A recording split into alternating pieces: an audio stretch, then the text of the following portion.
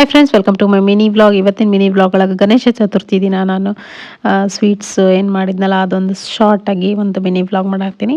ಅವತ್ತಿನ ದಿನ ಬೆಳಗ್ಗೆ ಎದ್ದು ಗಣೇಶನ ಪೂಜೆ ಮಾಡಿ ಏನಾದರೂ ಪ್ರಸಾದಕ್ಕೆ ಮಾಡೋಣ ಅಂತಂದು ಯೋಚನೆ ಮಾಡಿ ಕರಗಡುಬು ಮಾಡೋಣ ಅಂಥೇಳಿ ಬೇಳೆ ಹಾಕಿದೆ. ಬೇಳೆ ಎಲ್ಲ ಕ್ಲೀನಾಗಿ ವಾಶ್ ಮಾಡಿಕೊಂಡು ನಮ್ಮ ಮನೆಗೆ ಜಾಸ್ತಿ ತಿನ್ನೋಂಗಿಲ್ಲ, ಅದಕ್ಕೆ ಸ್ವಲ್ಪ ಹಾಕಿದೆ. ಹಾಕಿ ಕುಕ್ಕರ್ಗೆ ಬೇಳೆ ಎಲ್ಲ ತೊಳೆದಿಟ್ಟು ಅದಕ್ಕೆ ಬೇಕಾದಷ್ಟು ಬೆಲ್ಲನೂ ತೆಗೆದಿಟ್ಟೆ. ಅದಕ್ಕೆ ಹಿಟ್ಟು ಬೇಕಲ್ಲ, ನಾನು ಕರಗಡುಬು ಮತ್ತು ಮೋದಕ ಎರಡು ಮಾಡಕತ್ತೀನಿ. ಎರಡಕ್ಕೂ ಒಂದೇ ಹಿಟ್ಟು, ಮೈದಾ ಹಿಟ್ಟು ಮತ್ತು ಚಿರೋಟಿ ರವೆ ಮತ್ತು ಕಾಯಿಸಿದಂಥ ಎಣ್ಣೆ ಹಾಕ್ಕೊಂಡು ಚೆನ್ನಾಗಿ ಮಿಕ್ಸ್ ಮಾಡ್ಕೊಂಡು ನೀರು ಹಾಕಿ ಚಪಾತಿ ಹಿಟ್ಟನ್ನ ಅದಕ್ಕೆ ನಾದ್ಕೊಂಡು ಇಟ್ಕೊಂಡೆ. ಅಷ್ಟರೊಳಗೆ ನಾನು ಸ್ಟಫಿಂಗ್ ಮಾಡ್ಕೊಳತ್ತೀನಿ. ಮೋದಕಕ್ಕೆ ನಿಮ್ಗೆ ಗೊತ್ತೈತಿ, ಕಾಯಿ ಆಮೇಲೆ ಗಸಗಸೆ ಎಳ್ಳು ಎಲ್ಲ ಹಾಕಿ ಹುರ್ಕೊಂಡು ಅದಾದಮೇಲೆ ಬೆಲ್ಲ ಸೇರಿಸಿ ಮಿಕ್ಸ್ ಮಾಡಿದ್ರೆ ಆತು.